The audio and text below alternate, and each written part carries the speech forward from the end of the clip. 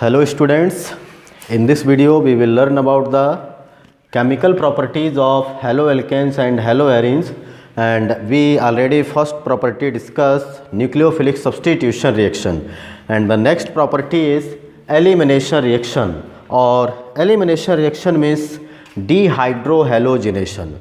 तो डिहाइड्रोहैलोजिनेशन का मीनिंग होता है, डी मतलब है रिमूव, हाइड्रोजन एंड हैलोजन दोनों के जब रिमूवल होते हैं एक साथ, हाइड्रोजन का भी हैलोजन का भी, तब हम इसको बोल सकते हैं डिहाइड्रोहैलोजिनेशन।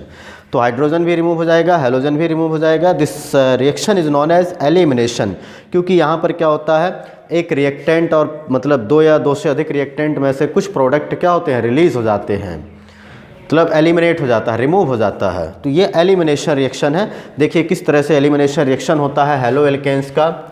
तो यदि हम एक रिएक्शन लें जैसे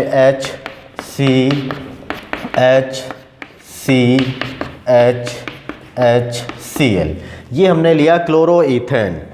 क्लोरोईथेन को यदि हम किसके साथ रिएक्शन कराते हैं, KOH, लेकिन एक्वस नहीं, क्योंकि एक्वस KOH के साथ यदि आप रिएक्शन करा रहे हैं तब मिलेगा सब्स्टिट्यूशन। तो हमें यहाँ पर रिएक्शन किसके साथ कराना है, अल्कोहलिक। तो इसको याद रखिएगा कि aqueous KOH give substitution reaction while alcoholic KOH give elimination reaction. ये एलिमिनेशन देता है जबकि एक्वस वाला सब्स्टिट्यूशन देता है। इसको हीट कीजिए तो K और Cl ये रिमूव हो जाएंगे दोनों रिएक्शन करके, यहाँ से K और Cl और H और कोई एक हाइड्रोजन, ये 3 कार्बन में से कोई एक हाइड्रोजन यहाँ का भी रिमूव हो जाएगा। तो जैसे मान लीजिए कि इस तरह से ये भी रिमूव हो जाएगा और किस यहाँ बचेगा CH2, डबल बॉन्ड यहाँ पर आ जाएगा सिंगल की जगह पर, प्रोडक्ट में KCl प्लस H2O। तो ये किस में कन्वर्ट हो गए, एल्कीन। एल्कीन मीन्स यहाँ पर एल्कीन है इथीन, तो इथीन का फॉर्मेशन हो गया। तो ये तो सिंपल रिएक्शन है। यदि मान लीजिए इस तरह से रिएक्शन हो कि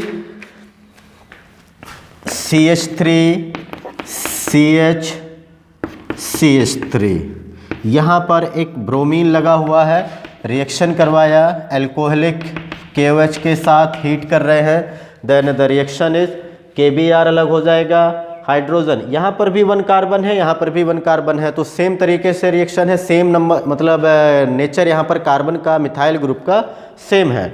तो यहाँ पर भी कोई दिक्कत नहीं है, कहीं से भी आप डबल हाइड्रोजन को रिमूव कर सकते हैं, CH3 KBr प्लस H2O, यहाँ पर भी कोई प्रॉब्लम ऐसे नहीं है।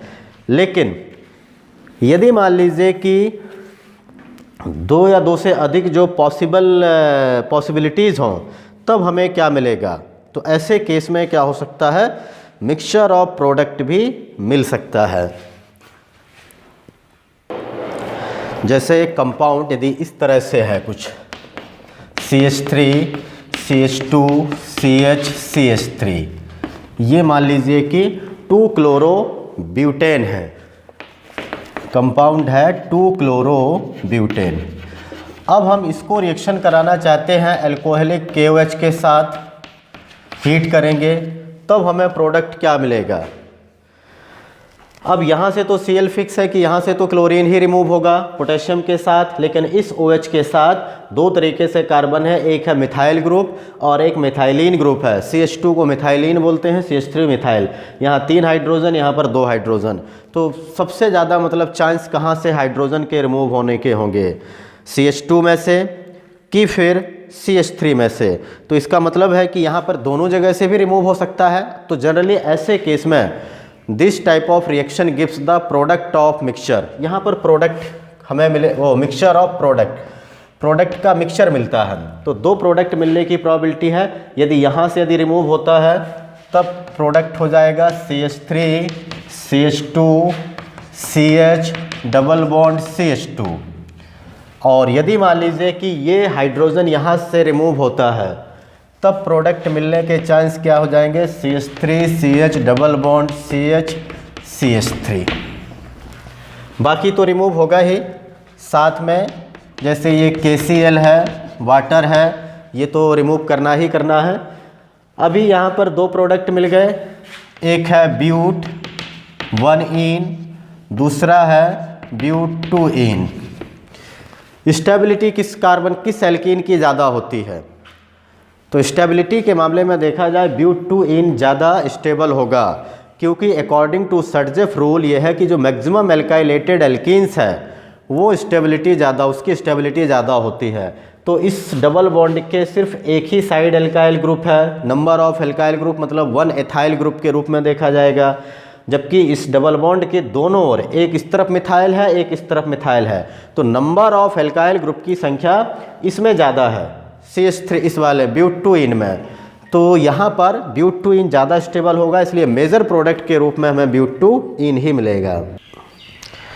तो माइनर ब्यूट 1इन होगा माइनर, ये लगभग इसमें 20% मिलता है, जबकि ब्यूट 2इन मेजर प्रोडक्ट है, ये हमें 80% तक मिक्सचर में मिलता है।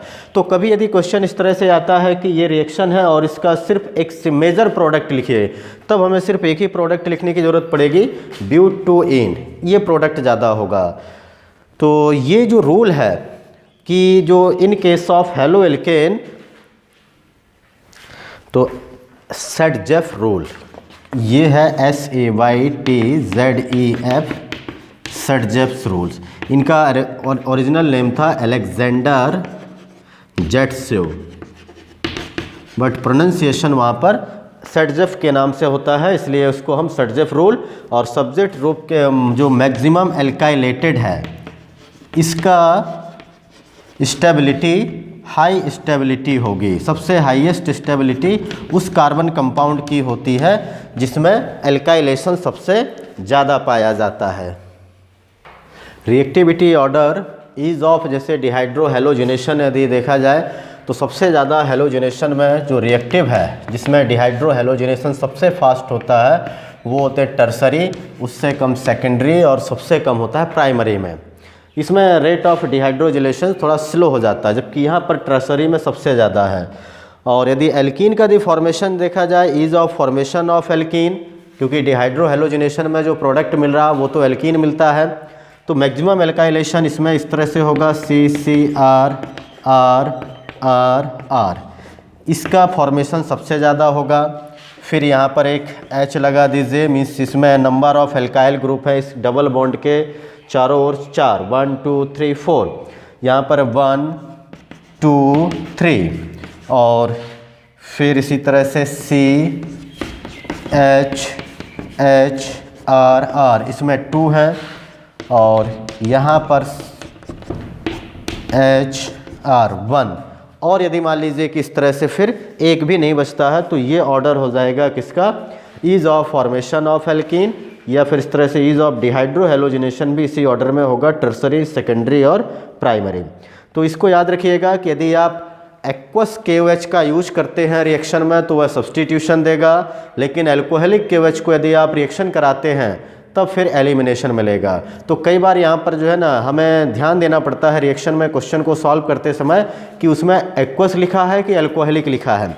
जब कुछ नहीं लिखा है तब जनरली आप मान सकते हैं कि यहाँ पर एक्वस होगा, या फिर आगे के जो प्रोडक्ट दिए रहते हैं उस बेस पर भी उनको ध्यान देना होगा कि आगे हमें क्या चाहिए है, क्योंकि रिएक्शन कंप्लीट करते समय बीच में नहीं भी दिया जा सकता, वो आपको चूज़ करना पड़ेगा कि आप वहाँ सब्सटीट्यूशन कराना चाहते हैं कि एलिमिनेशन कराना चाहते हैं। तो ये था एलिमिनेशन रिएक्शन। नेक्स्ट रिएक्शन है, तो थर्ड रिएक्शन है रिएक्शन विद एक्टिव मेटल्स, जैसे सोडियम, लिथियम, मैग्नीशियम। तो फर्स्ट रिएक्शन था रिएक्शन विद मैग्नीशियम, और जब हम मैग्नीशियम के साथ रिएक्शन करेंगे तो इसमें फॉर्मेशन होता है ग्रिग्नार्ड रिएजेंट का। ग्रिग्नार्ड रिएजेंट एक साइंटिस्ट थे विक्टर ग्रिग्नार्ड, इनके नाम पर, इनके ऑनर में ये रिएक्शन का नाम पड़ा हुआ है, इस रिएजेंट का नाम पड़ता है ग्रिग्नार्ड रिएजेंट, क्योंकि इन्होंने इसको बनाया था विक्टर ग्रिग्नार्ड के द्वारा, और इसके लिए इनको नोबेल प्राइज़ से भी सम्मानित किया गया था इन 1912 में। तो इसके लिए इन्होंने, जैसे इसमें RH हेलो एल्केन लेते हैं, react with magnesium, easily react कर जाते हैं in presence of dry ether to form RMgX। जैसे CH3 CH2 Cl react with magnesium in presence of dry ether।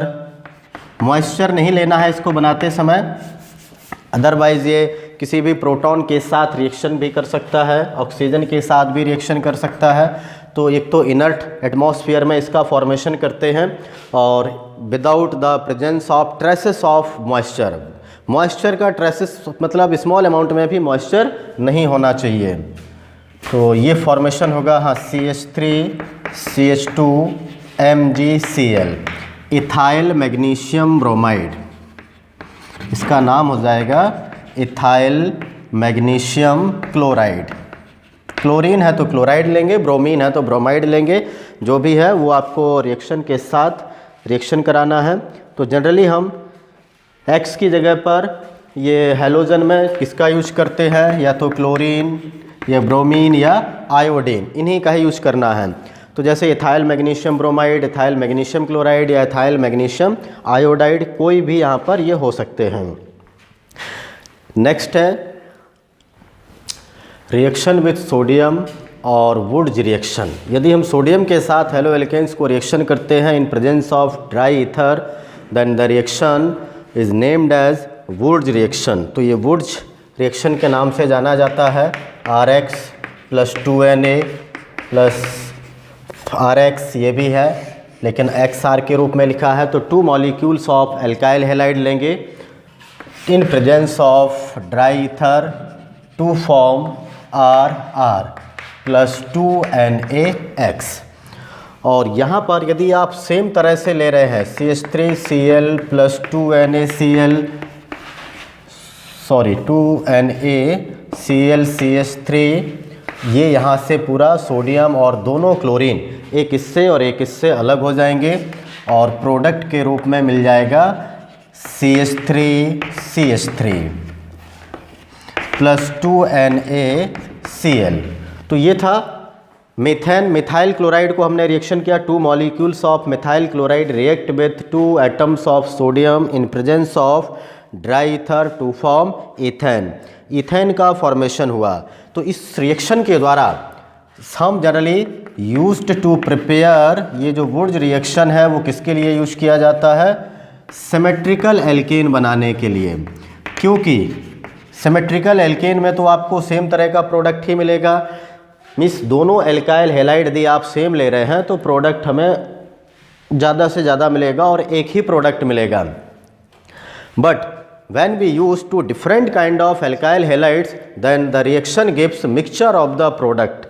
For example, जैसे हमने लिया CH3Br सिंगल है, यहाँ पर एक कार्बन का कंपाउंड है, 2 सोडियम, और यहाँ पर लिया यदि हमने CH2CH3 2 कार्बन का यदि कंपाउंड ले लिया, तो ये देखिए एक मिथाइल ब्रोमाइड जबकि दूसरा इथाइल ब्रोमाइड। तो ब्रोमीन तो अलग हो जाएगा यहाँ से, लेकिन प्रोडक्ट के जो मिलने की प्रोबेबिलिटी है CH3 CH2 CH3 ये भी मिल सकता है, या CH3 CH3 के मान लीजिए 2 से अधिक मॉलिक्यूल हो सकते हैं, 2 हो सकते हैं, तब वो फिर और क्या दे सकते हैं, CH3 CH3 भी दे सकते हैं। और यदि मान लीजिए सिर्फ इथाइल ब्रोमाइड ही रिएक्शन आपस में कर गए सोडियम के साथ, तो फिर हमें 4 कार्बन का भी कंपाउंड मिलेगा + 2NaBr।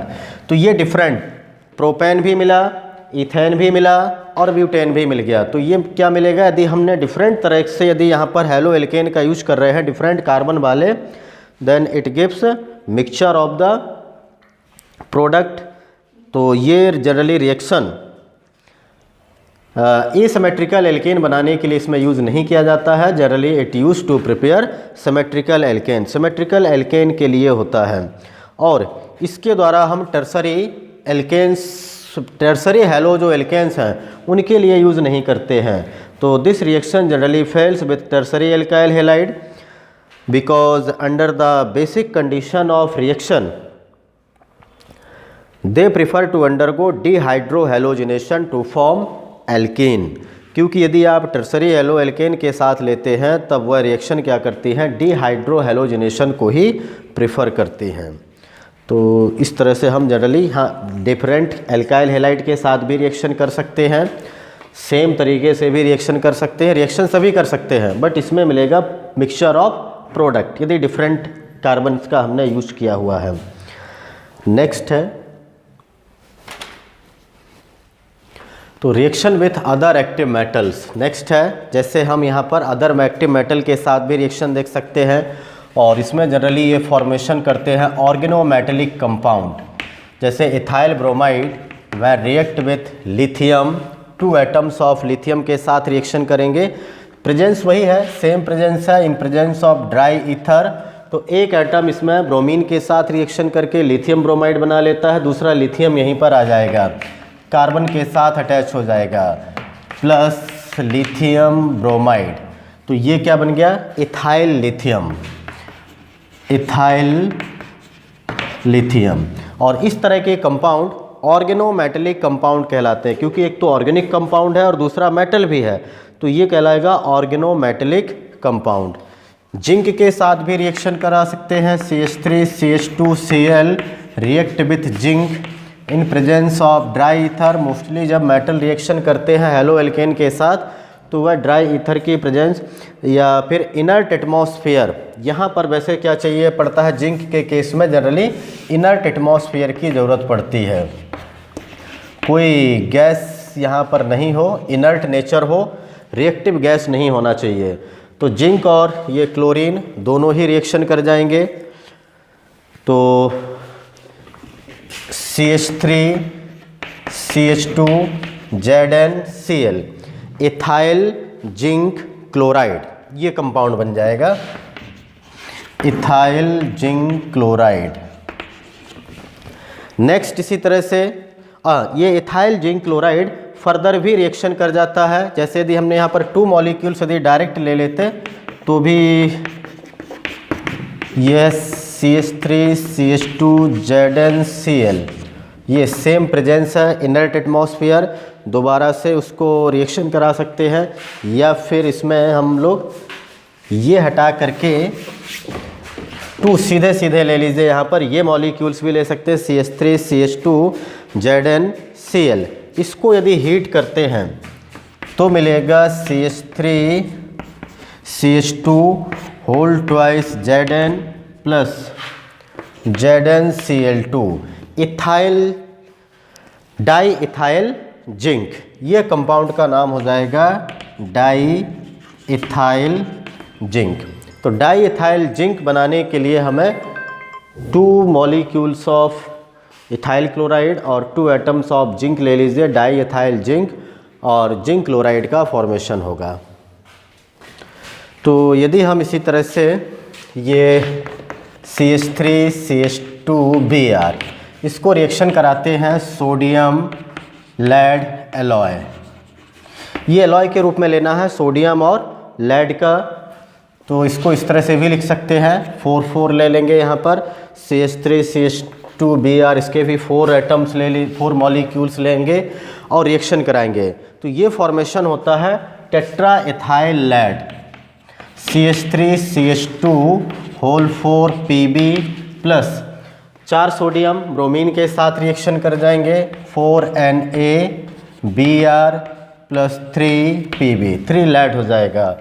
तो ये टेट्रा इथाइल लेड, इसको शॉर्ट फॉर्म में TEL इस नाम से भी जाना जाता है, tetra ethyl lead, and it used as an anti knocking agent. इसका use anti knocking ANTIKNOCKING anti knocking agent in gasoline used for running automobiles. Automobiles में गैसोलीन के लिए हम यहाँ पर क्या करते हैं, गैसोलीन में टेट्राइथाइल लेड, उसको लेडेड पेट्रोल के भी नाम से जाना जाता है, पेट्रोल में भी लेड मिलाया जाता है, मीन्स ये टेट्राइथाइल लेड क्योंकि एंटी नॉकिंग एजेंट है, जिससे उसमें जो इग्निशन टेम्परेचर होता है वो कम होता है और तुरंत ही वह कंबशन होना स्टार्ट हो जाता है। तो ये एंटी नॉकिंग एजेंट के रूप में हम इसका यूज करते हैं टेट्राइथाइल लेड का। अच्छा, तो ये थे रिएक्शन विद एक्टिव मेटल्स के साथ रिएक्शन करना। अच्छा, नेक्स्ट रिएक्शन है डी,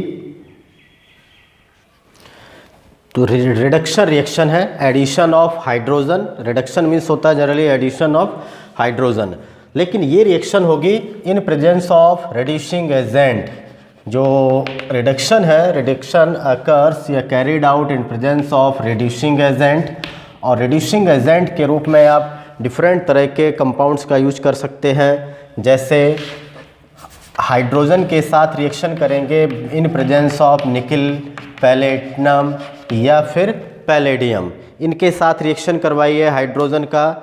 या फिर जिंक कॉपर कपल, इसको इथाइल एल्कोहल के साथ रिएक्शन कराने पर भी रिडक्शन हो जाएगा। यहाँ पर भी हाइड्रोजन के साथ ही रिएक्शन कराते हैं। जनरली हम एटॉमिक फॉर्म ऑफ हाइड्रोजन का भी यूज करते हैं, आगे रिएक्शन के द्वारा भी उनको दिखाता हूँ।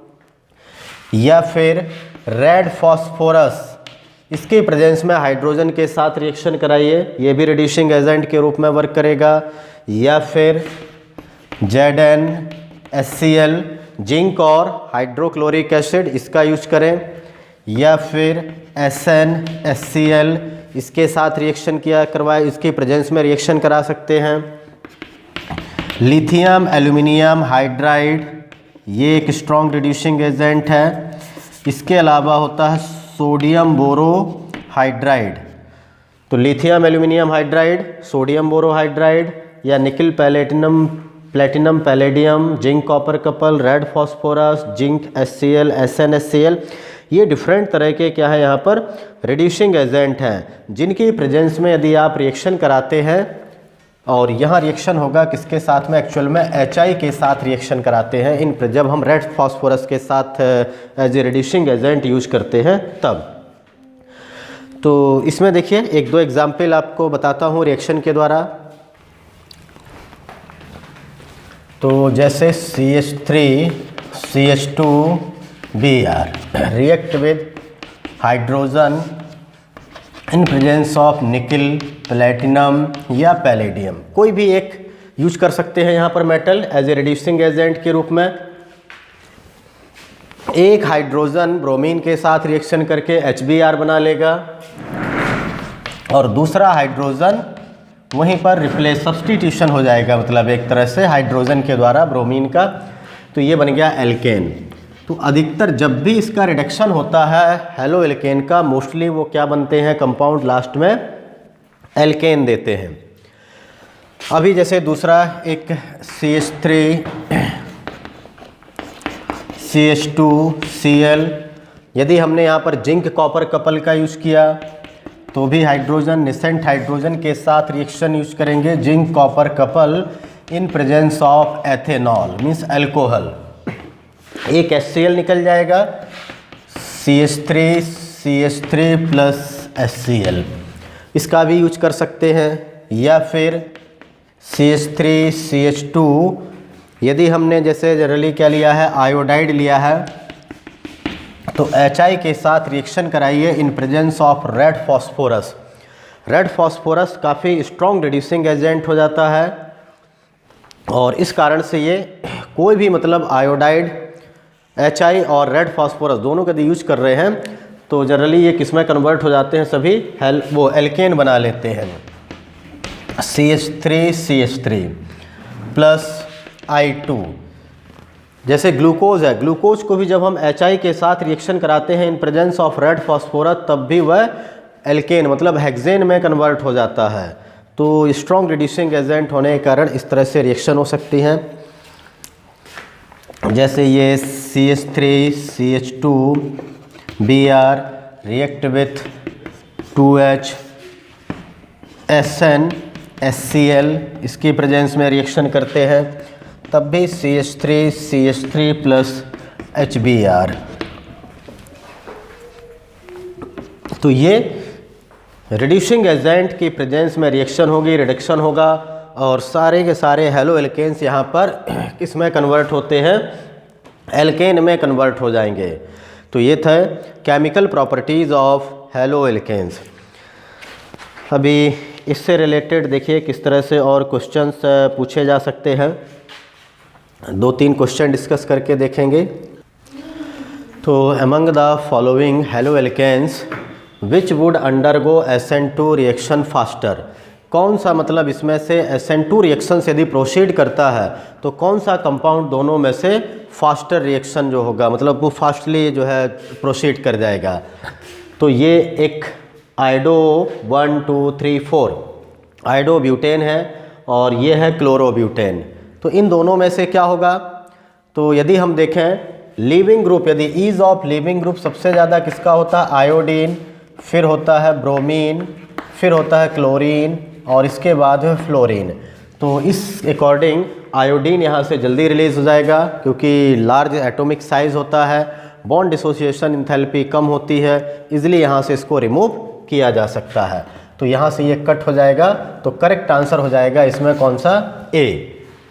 ठीक है। तो यदि अलग अलग हैलोजन एटम है, बाकी कार्बन कंपाउंड सेम है, तब हम लिविंग ग्रुप का कॉन्सेप्ट यूज करेंगे। वहीं सेकंड देखिए ये भी ब्रोमो है, ये भी ब्रोमो है, लेकिन अब इन दोनों में से कौन सा कंपाउंड फास्टर होगा, कौन सा इजीली रिएक्ट कर जाएगा SN2 मैकेनिज्म के द्वारा। तो एक यहाँ पर 1 2 3 3 कार्बन का कंपाउंड है और जैसे 1 2 3 2 पर 2 2 डाई मिथाइल और 1 ब्रोमो था, यहाँ पर 1 ब्रोमो 2 2 डाई मिथाइल प्रोपेन, ये कंपाउंड है। जबकि यहाँ पर भी 1 2 3 तो ये है 1 ब्रोमो 2 मिथाइल प्रोपेन।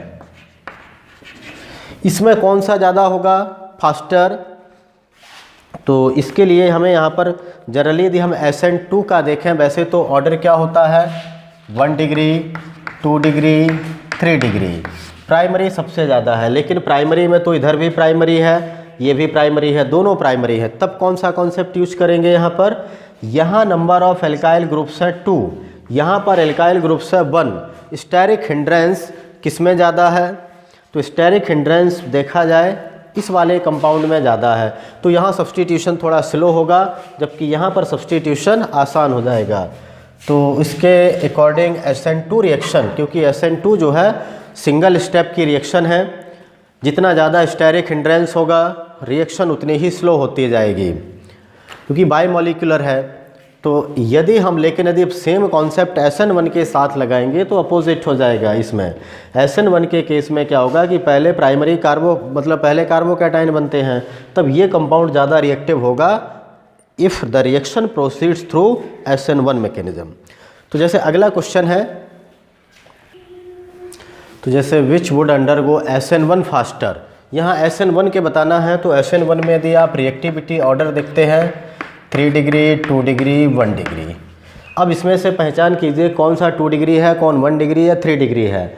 तो ये है कौन सा 2 क्लोरो 1 2 3 4 5 6 3 क्लोरो हेक्सेन, और ये होगा 1 क्लोरो 1 2 3 4 5 1 क्लोरो पेंटेन। तो ये देखा जाए ये वाला कार्बन है 1 डिग्री, जबकि ये वाला कार्बन कैसा होगा यहाँ पर, जहाँ पर हैलोजन जुड़ा है 2 डिग्री। इस कार्बन से 2 अदर कार्बन जुड़े हुए हैं तो सेकेंडरी। अब रिएक्टिविटी ऑर्डर सेकेंडरी का ज़्यादा है SN1 में, तो करेक्ट आंसर इसके लिए कौन सा हो जाएगा, फर्स्ट वाला मीन्स 3 क्लोरो हेक्सेन। तो इस तरह के क्वेश्चन पूछे जा सकते हैं कि रिएक्शन में आपको स्ट्रक्चर दे दिया या फॉर्मूला लिखा हुआ है, मॉलिक्यूल या नेम से हो जाएगा और पूछा जाएगा SN1 या SN2 रिएक्शन किस में ज़्यादा फास्टली होगी। नेक्स्ट जैसे एक क्वेश्चन और है, तो यहाँ पर रिएक्शन है, इनको कंप्लीट करना है। Complete the following reactions. तो जैसे ये है silver acetate react with bromine, क्या प्रोडक्ट बनेगा, और जो बनेगा यदि हम उसको अल्कोहलिक KOH के साथ रिएक्शन कराएंगे तो नेक्स्ट प्रोडक्ट क्या होगा। तो ये कौन सी रिएक्शन हो जाएगी, ब्रोमीन के साथ रिएक्शन करा रहे हैं हम सिल्वर एसीटेट के साथ, तो ये हो जाएगी बोरोडीन हंस-डीकर रिएक्शन, और इसमें प्रोडक्ट मिल जाएगा आपको यहाँ पर CH3 CH2 लेना है, 2 कार्बन यहाँ पर होंगे COOAG, तो ये सिल्वर प्रोपियोनेट है। तो CH3 और CH2Br ये मिलेगा इथाइल ब्रोमाइड, और यहाँ से तो माइनस हो जाएगा CO2 और AgBr, ये तो माइनस में चले जाए मतलब रिमूव हो जाएंगे। तो मेन प्रोडक्ट ये है CH3CH2Br। अब इसको रिएक्शन कराना है एल्कोहलिक KOH के साथ, तो एल्कोहलिक मतलब एलिमिनेशन हो जाएगा। एलिमिनेशन करने पर CH2 double bond CH2 ethene मिलेगा। तो यहाँ 3 लिया था, वहाँ पर हमें 2 कार्बन कंपाउंड मिल रहा है क्योंकि हंस डीकर रिएक्शन लग गया। अब यहाँ पर सबसे शुरुआत में ही सेकंड में देखिए फॉस्फोरस है, ब्रोमीन है और CH3, इस तरह से हमें यदि प्रोडक्ट मिल रहा है तो रिएक्टेंट क्या होगा। तो रिएक्टेंट यहाँ पर क्या हो सकता है, पॉसिबल रिएक्टेंट मतलब ये अल्कोहल है, अल्कोहल से हम प्रिपरेशन कर सकते हैं किसका, जब हम उसको फॉस्फोरस मतलब फॉस्फोरस ट्राईब्रोमाइड या मतलब PbR3 के साथ, लेकिन उसको इस तरह से लिखा गया है P और ब्रोमीन है, मतलब फॉस्फोरस अलग करके लिख दिया गया, ब्रोमीन अलग, लेकिन उसको PbR3 लिख सकते हैं। तो ये मिल जाएगा 2, हमें यहाँ पर क्या था प्रोपेन 2 ऑल, यहाँ पर मिल गया 2 ब्रोमो प्रोपेन। अब इसमें भी अल्कोहलिक KOH के साथ रिएक्शन कराइए, तो अल्कोहलिक KOH के साथ मतलब यहाँ पर भी एलिमिनेशन हो जाएगा, ब्रोमीन भी निकल जाएगा, कहीं से भी हाइड्रोजन जा सकता है, इधर से भी सेम कार्बन है, तो CH3CH डबल बॉन्ड CH2। और जो भी मतलब ये प्रोडक्ट मिला है इसको हमें hydrogen bromide in presence of peroxide, organic peroxide के प्रेजेंस में रिएक्शन कराएंगे।